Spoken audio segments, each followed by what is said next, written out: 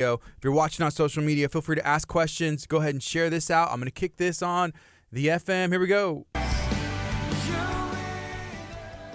Good morning. This is KHEA Radio, 99.5 FM. It's Kickstart. My name is Gardy, and I got my good friend AJ with Hippie Fertilizing here in studio. We're going to be hanging out, talking about grass, talking about all things that come with the fertilizing world, and not only doing it with chemicals, but doing it in a natural way, and why that's important. How does it benefit our world and your specific micro ecosystem? And everybody has one, and I think it's our part to do.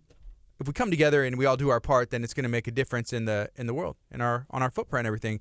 AJ, how you doing today? Man, I am doing fantastic. It's a Monday.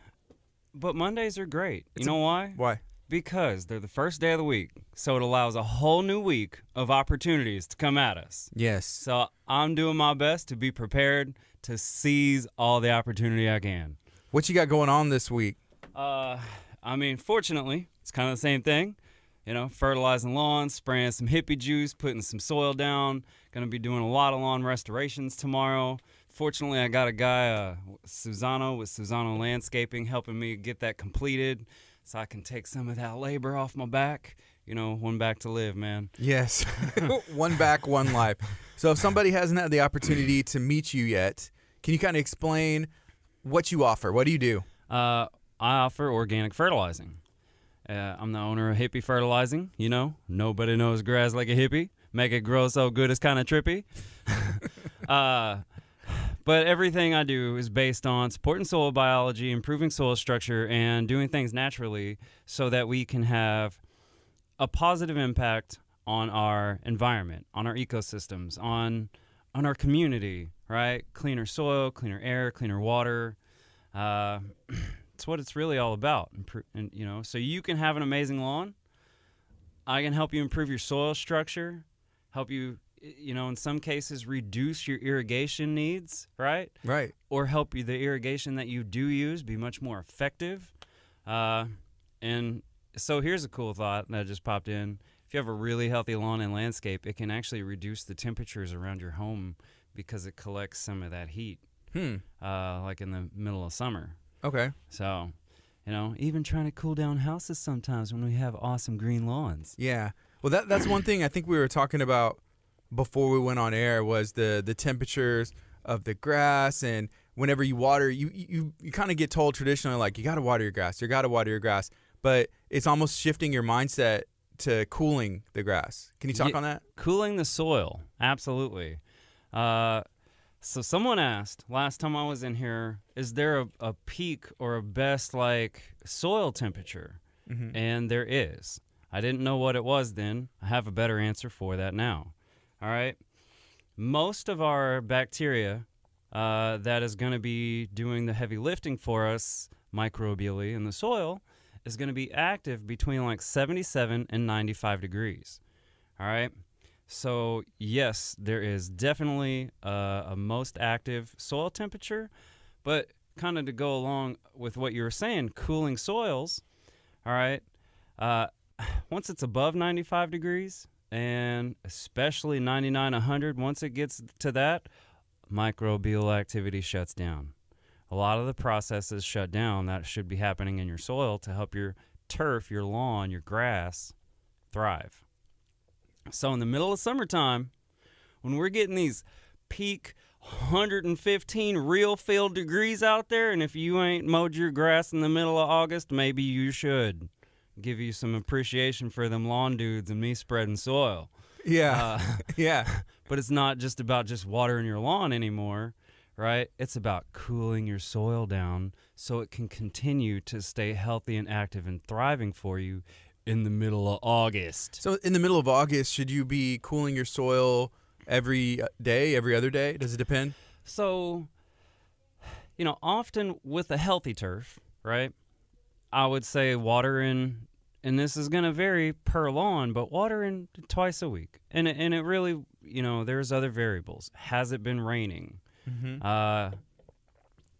If it's raining a lot, of course, turn your irrigation system off. It's staying nice and cool and moist. However, something that happened that I noticed last year is I think in July it felt like it rained for a week or 2 weeks. Rained for quite a while in the middle of summertime. Well, then boom, it's like August 1st. It always seems to happen. We almost get like 6 weeks where the rain just turns off. Mm-hmm. And so everyone told me, oh, well, AJ, it rained for 2 weeks. I didn't water my lawn. I just quit watering my lawn. Well, I'm not usually a big fan of other guys on YouTube. But there's this guy some of y'all may have heard of called the Lawn Care Nut. All right? And he coined this term, the lawn was rain drunk.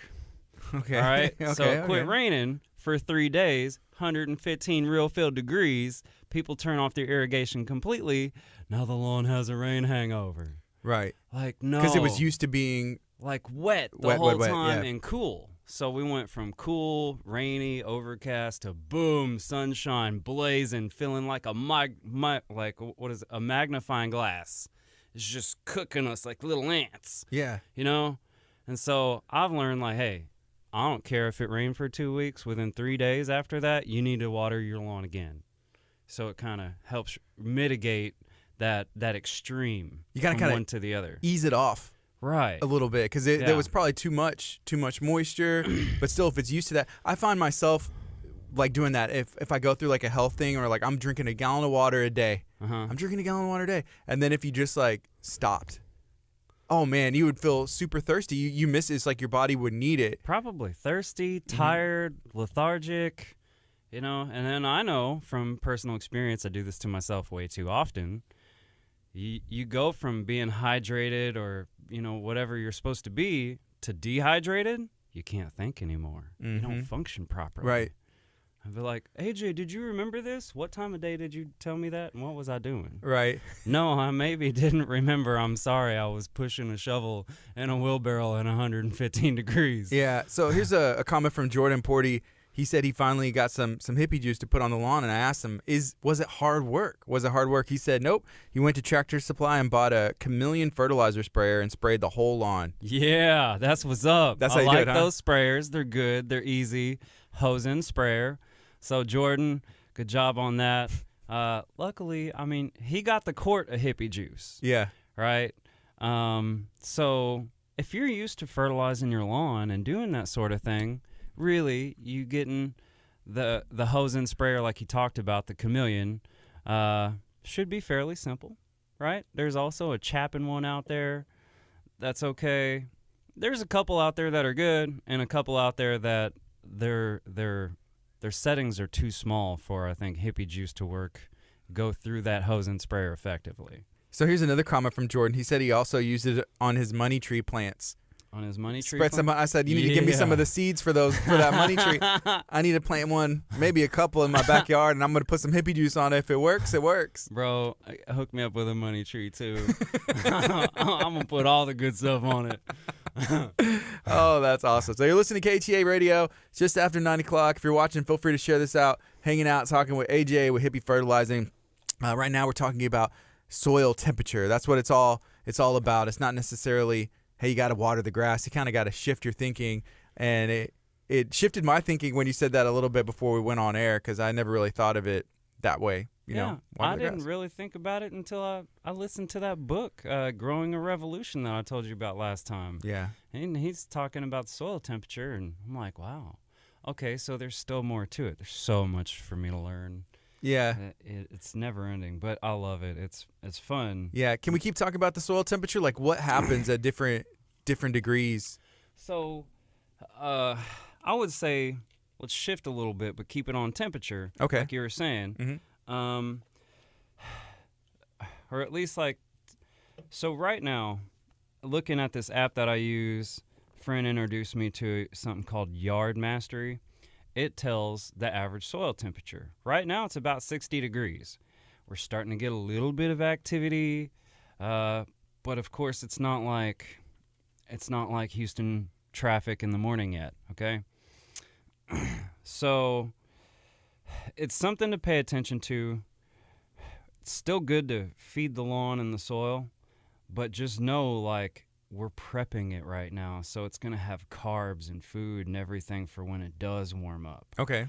Now, most of us have St. Augustine grass, right? Mm-hmm. What did we experience a couple weeks ago? We got a freeze, and it was hard. Oh, It's like 16 degrees. dude, what I saw was like 18 degrees, sustained freezing temperatures for like 48 hours or more. And what's freezing? Like 32 degrees? Yeah. Right? So I got some notes, guys. And in the notes it says, well, low temperature kill possible 25 degrees. I want to emphasize possible.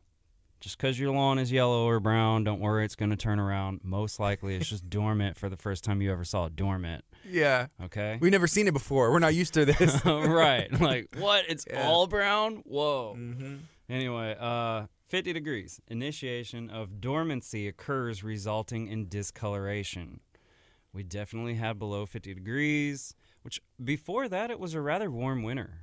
Warm and wet, as usual. Lots of brown patch. All right, guys. I know you saw some brown patch out there. Anyway, so 64 degrees. Expected spring root decline is triggered and roots turn brown, die within 1 to 2 days. So these are some numbers. It's kind of hard to say these are exactly set to go by 100% because it's something else that's going to be impacting you. These temperature things may be correct, but each one of your lawns is going to be different based on how high you mow your grass, your biological activity in the soil. Like Conrad, man, I see him on there. What's up, Conrad? He sent a picture to me with snow on his lawn, but it was melted compared to everyone else's. He had green grass because his soil temps were higher because they were more biologically active. So this varies still from like lawn to lawn. You got micro ecosystems, people, and he works hard on improving his micro ecosystem, and I love it. It's beautiful. Yeah. So it says 74 degrees, optimum time to overseed Bermuda grass or with ryegrass in the fall. So if you got a Bermuda lawn, there are those of you out there, you want to overseed, wait until it warms up a little bit so we can get the best germination of your Bermuda seed that you're going to get, right, for that temperature. Now it says optimum root growth is going to be between 75 and 85 degrees. So we still got a little bit of ways to go. But as you all know, this is the Houston, Texas area. It's 60 degrees today. It's supposed to be in the 80s by the end of the week, right? Right, yeah. So this stuff is going to happen quick. Like people say, is this a good time? Well, if I could service everybody in the League City, Friendswood, Pearland, Dickinson, Lamarck area in 3 weeks, I would. But I can't. So it's like, let's get started now so we can at least put in place in your soils what it's going to help to work best, okay? Yeah. Optimum shoot growth, 80 to 90 degrees, 110 degrees, root growth ceases. 120 degrees, root growth ceases.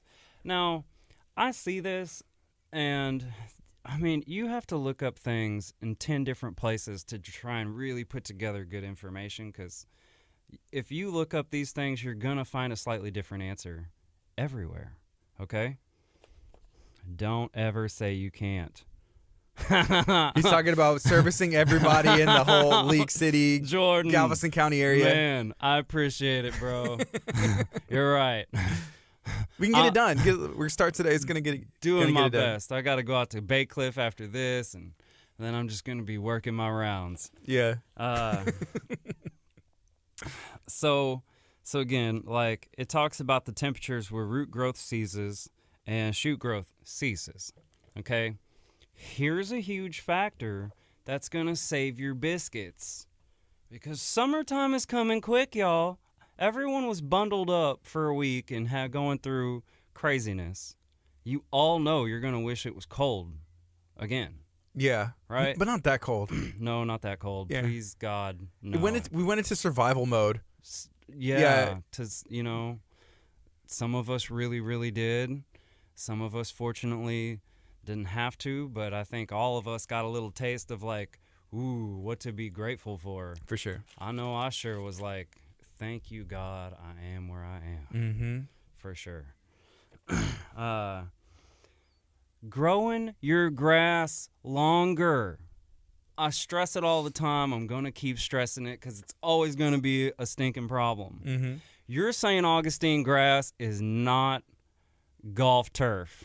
It's not Bermuda. It's not a cool season grass. This is not a cool climate typically. It's hot. It's hot. And let me say it one more time.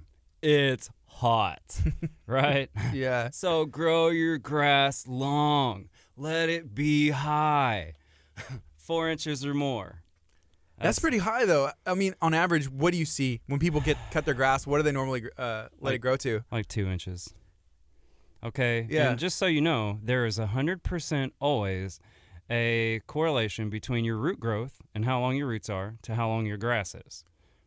But it reminds me of a fresh haircut. Like, everybody likes a fresh haircut, right? And then it's like, okay, well, if I get it cut every week and it just gets shorter. Okay, well, you and I can wear a hat. Uh-huh. We can wear sunscreen. We can put a hoodie on ourselves. We can get in an AC, air-conditioned car. We're in a building.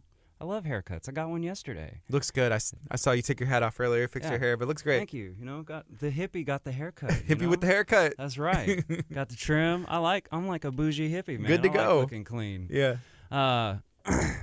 But your grass can't do that. Are you gonna put shade all over your lawn in the middle of summertime? No, I'm not. No. I'm not either, dude. I'm not even trying to sell it as a service or nothing. It's just impractical. Yeah. So 4 inches or more is always going to be best. Okay. Right now, people are hearing on other radio stations, scalp your lawn. Let me tell you, that has to do with thatch, all right? Thatch can build up. It can become hydrophobic, meaning it repels water and nutrients. And actually, if you put pesticides down and all that kind of stuff, a lot of that will get trapped in your thatch. So it won't even get to where it's intended to be, and it will build up and cause more problems, okay? The beautiful thing about going organic is you have a lot more biology to help naturally break down and consume and eat that thatch, all right? So it's generally less of a problem, all right? But keeping your soil temperatures cool in the summer and warmer in the winter is a big deal. Right, and having longer grass will do that for you. It helps. Yeah. It gives it protection. Helps you retain moisture. Right? Mm-hmm. Gives it its own natural shade. It's a big deal. Okay, that makes sense. Okay. So for fun, back to like soil temps and soils, we have if I didn't mention it earlier, you have 3 different types. Or groups of soil microbes. You have, psychrophiles, if I'm saying that correctly, active and temperatures less than 68 degrees. Mesophiles is what the majority of we are trying to feed and get active they say they're active between 77 and 95 degrees. Thermophiles is active between 115 and 150 degrees. So someone asked that 2 weeks ago. There's the answer to your question about soil temps and what's the most active. Awesome. Getting done. Hey, there's a couple of questions that have come in. So this one was from Conrad. He said, if I put down microlife humates plus down 2 weeks before the freeze, could I put down a bag of microlife ultimate, or should I start over and put down another bag of humates plus? No, don't start over. You got plenty in there. If anything, now I don't take like little test tubes and watch this stuff all the time. I don't. I just see what happens on the lawn. But here's my guess from what I know about microbes is that everything that you put down, because of the freeze and the cool weather, it just stayed in a dormant state. Okay, so you still got all that goodness just waiting to wake up, essentially. You ask about microlife ultimate. Honestly, because that's still a very high organic, it's all organic, but it's the way it's consumed is with microbes, right? So, honestly, I would wait another couple weeks for the ultimate. Now, if you really wanted to give your lawn a good kickstart, microlife hybrid is the business. Now, if you're going to work stuff into flower beds, yeah, go get some ultimate and just start working that into your flower beds. Don't wait. Get it knocked out so that as it does heat up, you already got the work done before it got hot. Mm-hmm. Okay? But as in terms of fertilizing the lawn, maybe hold off on the ultimate because it's not going to do everything it needs to do right away. And instead switch over to some microlife hybrid because that's going to act a little faster because of what's in there. Okay, so here's the other. It was kind of a question, but it was a comment from Jordan Porty. And you hand out a lot of hippie juice. You go and apply it, but that's not the only thing that you give away at times. You also bring me drinks in the morning, and this one, I don't know if it's pronounced Runa or Runa. I don't know, but Jordan said, "Hey, have you tried the what do you call it, Celsius drinks? I like Runa or Runa, but Celsius has some great flavors too." So this one's mango. It's a clean energy drink brewed from the guayasa leaf. I don't even know how to say that, but it's really good. Hey, it's USDA organic. That's what it's all about, right? Yeah. Hippie Fertilizing, spreading organic energy and organic lawn care. Right. He's got the mango, I got the berry. Yeah. We're both feeling cherry. Have you had one of these before? Yeah. Okay. Yeah, they got them at Kroger's. Mm-hmm. Have you tried the Celsius drink? No, I haven't. Because the commercials for Celsius used to say, burn more. And I'm like hot as can be, right? All the time. So in August, spreading for like, I'm not trying to burn more. I want to cool off. Yeah. So give me something. This may make me burn more, but it doesn't say it, so I don't think about it. Yeah. That's awesome. That was the commercial. It's this is KHEA Radio. It's 9:18 on a Monday morning. I got AJ with Hippie Fertilizing. Whoop, whoop. Here in studio. We're hanging out, talking. Feel free to ask questions. We've been talking about the freeze. What do you do now? Where do we go from here? Because it was cold for a week, but the temperatures are going to get back into feels like it's 120 outside, and we need to know what to do. Yeah. So again, I said it earlier. I want to say it again. Please, guys, don't go scalping your whole lawn, okay? Especially scalping it and bagging it. It's like you're taking away all kinds of nutrients so that you really even need more stuff. When you have all this brown, quote unquote dead grass that's actually just gone dormant for the most part, that's a lot of organic matter, that's a lot of nutrients, that's some phosphorus, that's some things in there that your soil in the soil food web need to thrive. And we're told to bag it and throw it away. Right. Crazy. It's like, here's a bag of food, but, take 10% of it and then throw away 90%. Mm-hmm. Crazy. Okay, there's something that you said earlier, and I wasn't quite sure what it was. You said thatch. What is thatch? So I read this just last night. It's probably something I read before and forgot about. It says twice a year, lawns will shed away their roots and get whole new root systems. So thatch is like the layer of that roots dying off, and it creates a layer of basically dead organic matter. Hi, Amber. Hope you're doing well. So, from what I know in my experience, it is primarily a bigger issue in chemically fertilized lawns and treated lawns and fungicide, herbicide, pesticide, all the sides. Right? Because they don't have that soil food web breaking that stuff down for you. Okay. All right?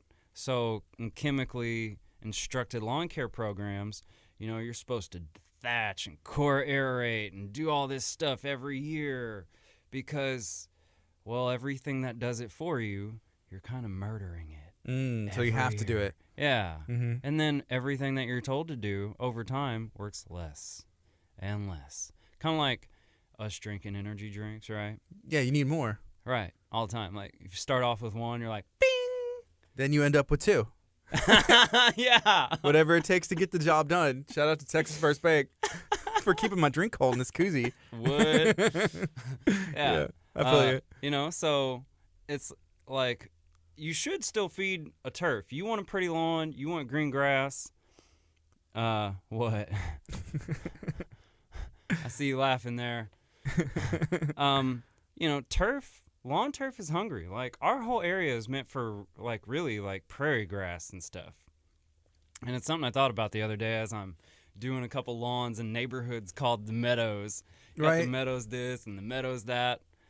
Hey, y'all, do y'all know if y'all have even one little sprig of meadow grass anywhere? I have no idea. Probably not. Well, I look at this. So it's called Saltgrass Crossing, this subdivision over here. And, I'll talk to Pastor Hallam, who owns, acres and acres and acres. And he talks about, back in the 80s, this was nothing but saltgrass. I'm like, I don't know what saltgrass looks like. I know it's a restaurant. Right? And then there's a subdivision called Saltgrass Crossing over there. And I know out here we don't have a lick of saltgrass. It's all been planted or it's dirt and they're turning it up across the street. So that's what was originally here and I guess growing and thriving, I'm sure. And now we kind of replace it with St. Augustine or whatever else. Right. But it's not its natural habitat here. No. And so we cover it with like a few feet of clay. To my understanding, builders try and get a certain pressure with that clay before they can build your foundation. Right? And then they put down like maybe an inch or 2 inches of sand. Well, sand doesn't have clay in it. So you got a layer of clay and then a layer of sand. You don't have it mixed together. You don't have a better soil aggregate. And they had this beautiful topsoil where everything's thriving. Well, you don't have that no more. So people say, well, I got weeds. I got weeds. Number one question any lawn care will ever get asked, how do you kill the weeds? How do you do it? They have a lot of saltgrass in Galveston. Yeah, there's one in KHEA too. There's a saltgrass no, I think on he's KHEA. There's like a saltgrass actual, on 45. I think he means actual salt grass. Yeah, the restaurant. No, I think he's talking about actual saltgrass. Jordan, are you talking about the grass or the restaurant? We're curious.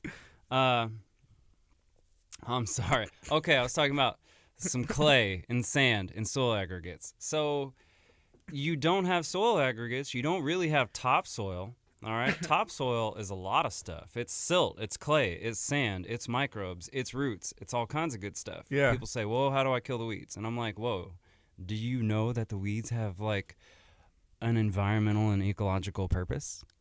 They feed microbes with exudates, and their roots are really awesome. So they dig down into that clay deeper, opening it up, pumping carbon down into your soil." And organic matter so that you can actually have soil again. But what do? We don't know any better, so we treat it. Try and kill we them. have to defeat it. 3-in-1. Yeah. Oh, you better run. So whenever you say like the 3-in-1, there's a bag, and you can get this at anywhere, right? And it has like it does everything, right? Yeah, it's a fertilizer. It's a bug killer. It's a weed killer. So you get 2 killers and a feeder. If it says 3-in-1, you better run, son. Yeah, and you can get some organic options instead. Can we ask? So Amber asked a question earlier. She said, "Hey AJ, should I put microlife or hippie juice in my flower beds to revive my plants that froze? I've cut them a few inches from the ground to try and see if I can get them to regrow." So really, both is going to be good. Okay.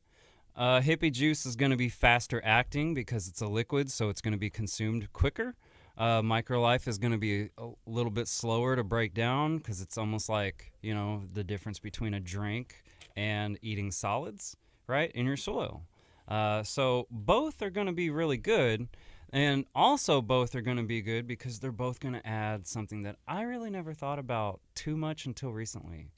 Do you know your soils and your plants need carbs?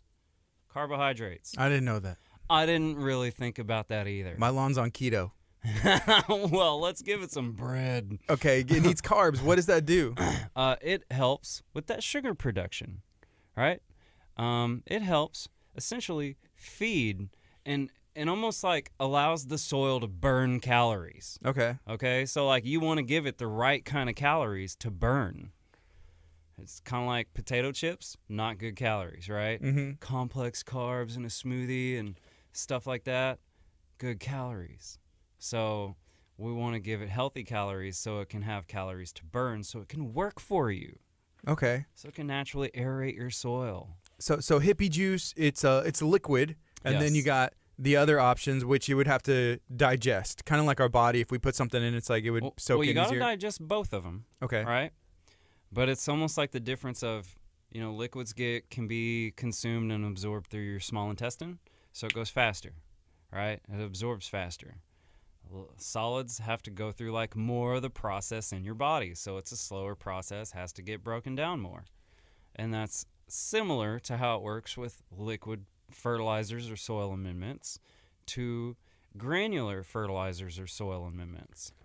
Okay, so if someone hasn't heard of Hippie Juice before, they may be lost. Can you explain, like, what is Hippie Juice, what's in it, and what does it do? So it's a very simple product. It's safe, it's natural. It's simply molasses and humic acid. Mm-hmm. Okay, molasses has potassium, iron, calcium, magnesium, sugars, B vitamins.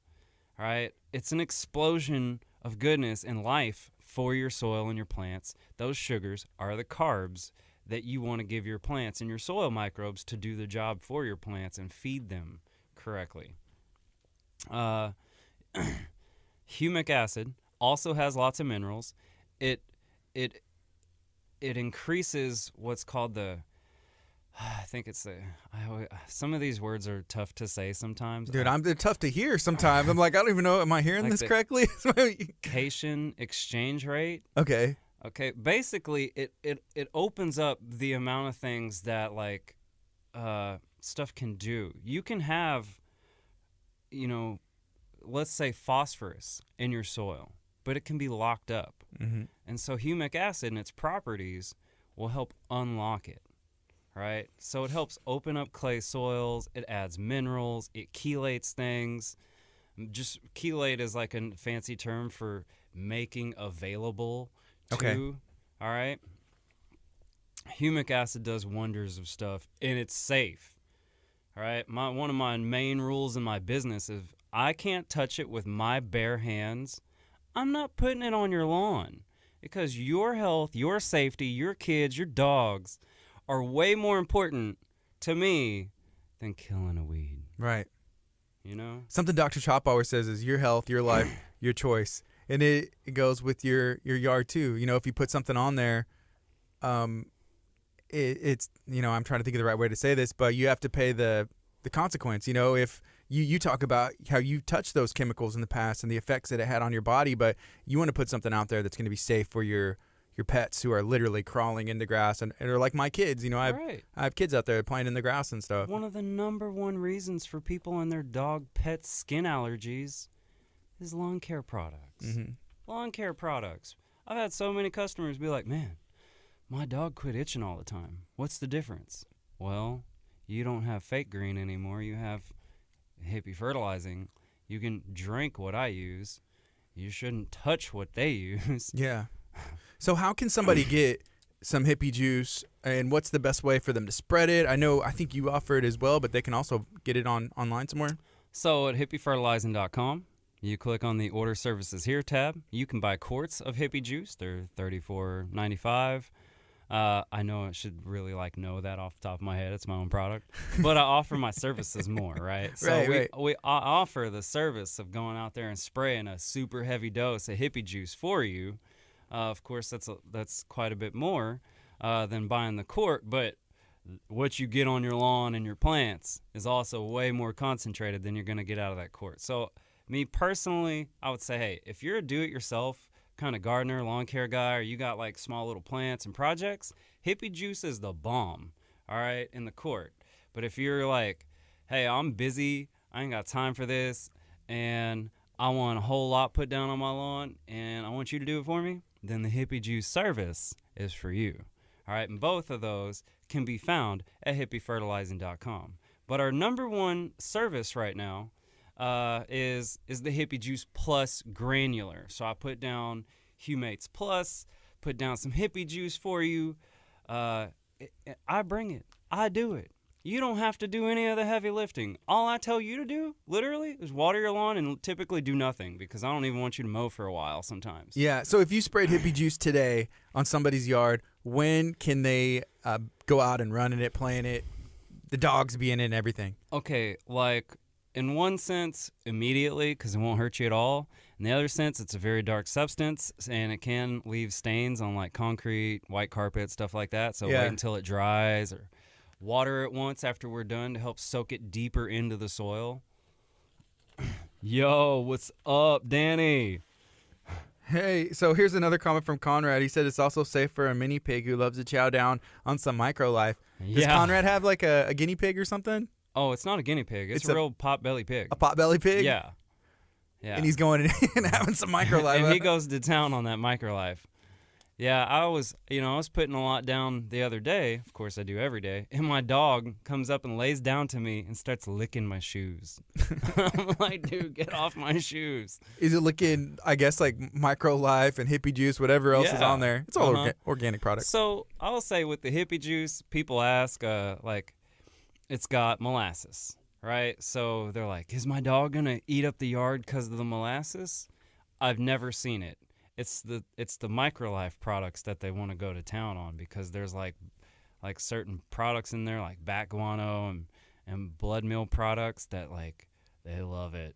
So, Actually, you've given me some bags of microlife before, and I put them on my yard, and they did great. But I remember reading some of the products in there, and like the blood meal, like you say, the guano or whatever it is. I'm like, oh, it's just interesting. I'm telling you what, you have flowers and stuff that you want to pop this year, or you're putting in new plants. Like microlife Ultimate's the business, because it's got a little higher rate of some blood meal or something, because you want things to just grow and thrive and your soil to actually become soil. Microlife Ultimate is the best amendment out there to mix in your flower beds. Yeah. Period. Yeah, that's awesome. So I was talking to Grippon Gardens the other day, and they were saying how fortunate we are that microlife just happens to be located locally here in Houston. Out of all the places in the world, it's almost like, I think of like the genetic lottery, but it's the organic lottery that they just happen to be here local, so y'all can go and talk to the people and get the products and all that. All of that stuff. It's a big deal. It's so true, because I've looked up products all across the U.S., right? And there's some decent stuff out there. There is. But when it comes to like a super power-packed complete deal with biological inoculation, all kinds of nutrients, different forms of nutrients, like microlife set the bar real freaking high. Right. Real high. So when they say like we built the best product in the world, I don't think they're lying, dude. Yeah. The only way it's better is if I throw some hippie juice on it. Yeah, just on the side. Like get a bat, one, and just Boom. buy one, like get one. My stuff kind of like helps wake up their stuff a little faster. Right. So that's cool. It's not just a marketing line. It's like that's honestly, they don't even market their stuff. Like, not really. The people who market their stuff the most is people like me, like Justin, like maybe Moss Nursery, or the people who use it, because they're like, wow, this costs a little bit more than, say, your bag of knots, right? Yeah. Knots is not good, okay? Is that a brand? No, I'm joking.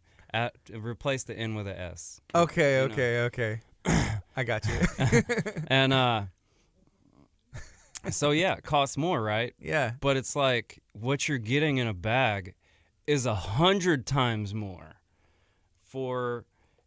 so customers and people who have used it for an extended amount of time. It's not like a one and done deal. Oh, I put down a bag, it changed my whole lawn and my life. Like, no, it's not going to work like that. Just like getting on a treadmill one time. If you expected to like really look slim and trim, after like 1 mile walk on your treadmill and you were disappointed, yo, dude, walk a few more miles. You got this. Yeah. But it would be nice if you did just walk on the treadmill one time and you're like, I feel good. Oh, my God. I got a husky, right? I love that dude. Last year, I was walking him like 20, 30 miles a week. What? Yeah. Oh, man. And I can't eat enough to, like, keep up with that. I was say, like, after a while, he's like, we're going to have to put a saddle on you. Or and like you're gonna have to pull like a little wagon to get you in the back and just like, come on. Like he's naturally like a sled puller, so I got like a 21 speed recently. Mm-hmm. Take that bad boy on runs. That's better. Now I can keep up. What's your husky's name? Boston. Yeah. What from the city or just the band? So actually, more like the car audio brand. Okay. And then the band, because I have a Boston subwoofer. They don't even make car audio anymore. They still make home audio. Yeah. Yeah, but. Really, he's named after an audio product. That's awesome. And then the band, because, what is it, Peace of Mind? Probably like one of my favorite songs. That's cool. Yeah. That's cool. If I get another husky, he's going to be named Kansas. Kansas after the band or the state? Yeah, the band. That's cool. For sure. All right now it's 9:37. This is KHEARadio.com, 99.5 FM. If you're watching on social media, thank you so much for taking the time. Feel free to share this out. Then also Feel free to ask questions. If you're listening on the FM or from the KHEA Radio app, you can go ahead and download that today if you haven't. It's free, and you can listen from anywhere in the world, and people have. And I love being able to spread positivity, talk to people like AJ, and also help the environment at the exact same time. So I had a thought that yesterday. I saw a post. It said nobody knew that this week last year was going to be the last normal week of the year. So I just want to say I'm so incredibly grateful. Thank God gave me some fresh perspective on things. And we never know what each day holds, right? So I'm thankful for my followers, for you, for being able to be here. And man, I just pray all of us are grateful for things that in our life that have brought us to where we are, and that we're grateful for where we're going. I agree. So. It's weird looking back a year ago. So my son's birthday is on Saturday. So he was born on the 13th. And last year at this time, the world was different. My wife actually contracted the flu, and we were kind of concerned it was COVID because people had started hearing stuff for the first time. It's a weird time. But then the hospital rules changed. While we were in there, it's well, now nobody can visit. And then my son spent some time in the NICU, and so then it was only one person in at a time, and then it was no visitors. It was a really weird time. But I'm grateful. Looking at this past year, everything that the entire world, has been through and still here. The entire world. Yeah, it's not just. It was a crazy hurricane season for the entire world. It felt like. For sure. Toilet paper was gone. Was that the hardest part? Maybe. I don't know. Thank God I don't really think so. Yeah. Hey, so I know there's something else that we need to talk about, but it's nitrogen. And I think my dad asked a question last week talking about he was like, well, is nitrous or nitrogen or something good for that in there? Oh, that was your dad? Yeah, it was my dad. Nitrogen phosphate is what he said. Yeah, okay. What about nitrogen phosphate? Yes. Okay. So I was trying to look up answers to be real specific to nitrogen phosphate. Of course, in fertilizing, often it's what are the fertilizer ratios? NPK, nitrogen, phosphorus, potassium, right? Well, is it important? Absolutely. The cool thing is that plants are the only thing that can take nitrate molecules and bind them to amino acids. Amino acids, what do? They're the building blocks of life, I think, unless I'm wrong. Yeah. In a sense, I feel like I learned that. They really in are. School one day. No, I'm almost wouldn't be surprised if Dr. Chapa talked about. Okay, maybe amino acids, because it's proteins. Okay. Right. You talk to people who work out and fitness. Right. Everything's got to get my protein, man. Right. Right. Well, guess what? Plants have protein because they're the only things that can take nitrogen and bind them to amino acids. So basically, all plants have some proteins in them. Pretty cool, right? That's cool, yeah. Yeah. So absolutely, nitrogen is responsible for allowing those proteins to be made because plants synthesize it and put it together with amino acids, right? And yes, it's responsible for greening. It's responsible for growing. And phosphorus is responsible for root growth, which is really tough here, all right? Establishing a good root growth because we're all trying to grow roots in clay. Right. Right? Yeah. So we need to add something to that clay, and we need to feed our soil some carbs so they can utilize that phosphorus, because it doesn't matter how much of this stuff you put down sometimes if it can't be used. It's like me giving you 10 gallons of water and you're thirsty, but you can't break into the 10 gallons, right? So when you go organic, you set your soil up with tools and little workers that'll break into that 10 gallons for you and give you pieces of it. And then the more efficient they are, the more they can give it to you in a way that you need. Because you don't need 10 gallons all at one time. You drown, right? But you could drink a cup, and then a cup, and then a cup. Maybe you're thirstier. You need a few more cups. Now you slowed down. You need a little less. And biology helps regulate that stuff. Let me look at my notes here. I think, let's see, says phosphorus. It's responsible. Where am I at? Sorry, guys. Sorry. No, you're good. So, Nitrous. nitrogen is an essential element of all the amino acids in plant structures, which are building blocks of plant proteins, important in the growth, development of vital plant tissues and cells like cell membranes and chlorophyll. Chlorophyll is what makes stuff green, right? Nitrogen is a component of nucleic acid that forms DNA and genetic material significant in the transfer of certain crop traits and characteristics that aid in plant survival. So basically, I mean, that's kind of saying right there, it allows it to have the defense mechanisms sometimes that it should have in its environment, so it can ward itself off from things that would, be likely to attack it, whether it's pests or diseases.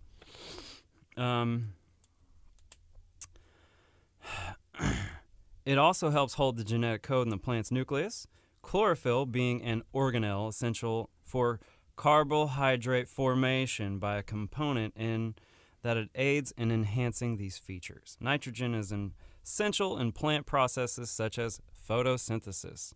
Thus, plants with sufficient nitrogen will experience high rates of photosynthesis and typically exhibit vigorous plant growth and development.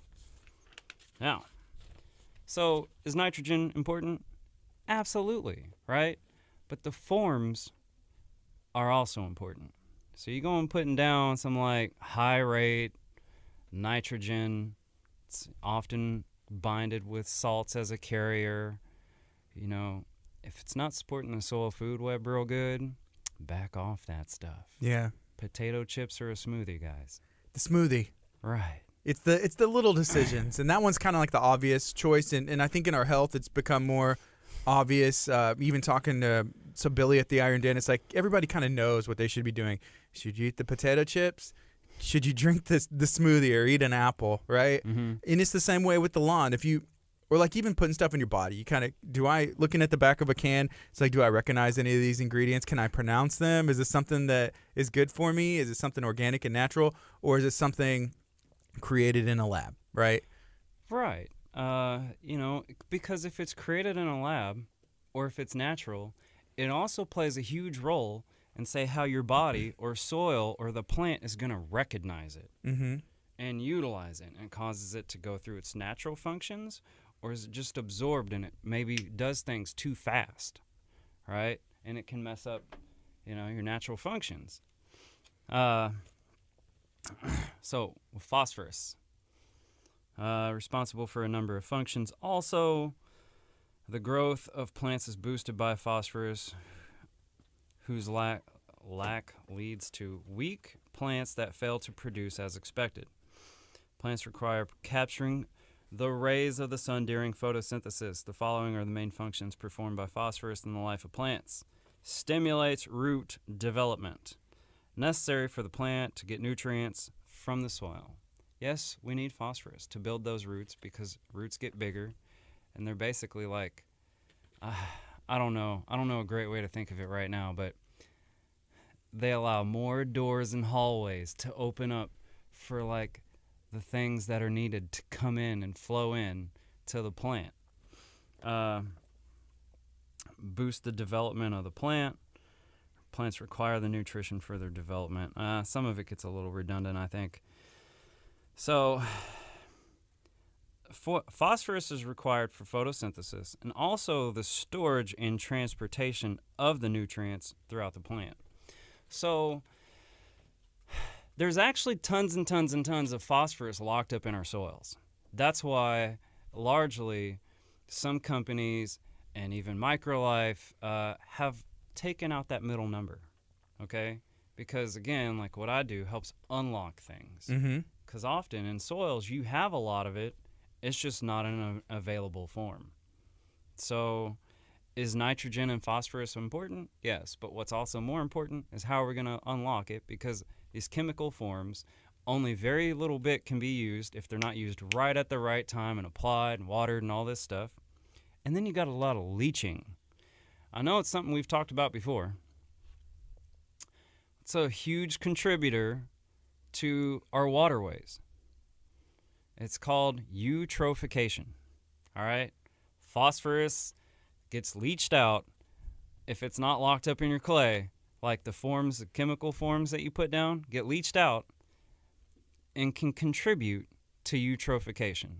This causes aquatic dead zones, aquatic hypoxia, which basically means plants and animals in the water can't breathe. They're being choked out. All right.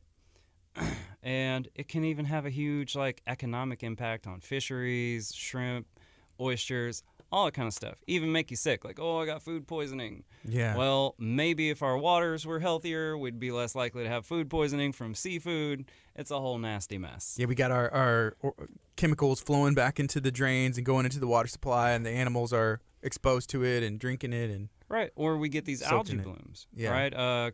A few years back, you have what's called red algae, and it's poisonous. Right, and fish and stuff eat it, and then we eat that, and boom, we get sick. It's a whole nasty process. Now, does some of this stuff occur naturally? Yes, it does. All right. But is a lot of it kind of contributed by man? Yeah, a lot. A whole lot. Right? Yeah. So we can improve that, guys. I want you to have an amazing, baller, healthy lawn. Beautiful green lawn. But I also want us to be able to contribute positively to our environment, to our ecosystem, to the birds. You know? Yeah. What's that? Oh, that's for the birds. Well, some of what you put down ain't for the birds. Right. That's what, that's funny. I'll tell you about this after, but hey, if somebody wants to get a hold of you, can you remind them what services you offer? How can they get a hold of you? So primarily, I do organic fertilizing, like foliar sprays with hippie juice, granular fertilizing, primarily with microlife products. And lots of lawn top dressing. You need extra soil on your lawn, I am the dude to do it. And I know where to get it, and I know how to do it right. So hippiefertilizing.com is where you go. All right, you can also find me on Facebook. Just search Hippie Fertilizing. And if you're interested to learn more, want to get different types of information, or even how to do stuff yourself, you can check out my YouTube channel if you search Hippie Fertilizing. All right, because there's lots of great information on there, and there's more information to come. And nobody knows grass like a hippie. Make it grow so good it's kind of trippy. This is KHEA Radio, 99.5 FM. Real radio. All right. Hey, social media, y'all be good. Feel free to reach out to AJ. Let me know if you have any questions. He always makes sure that he answers those, and like he did today. Appreciate you, man.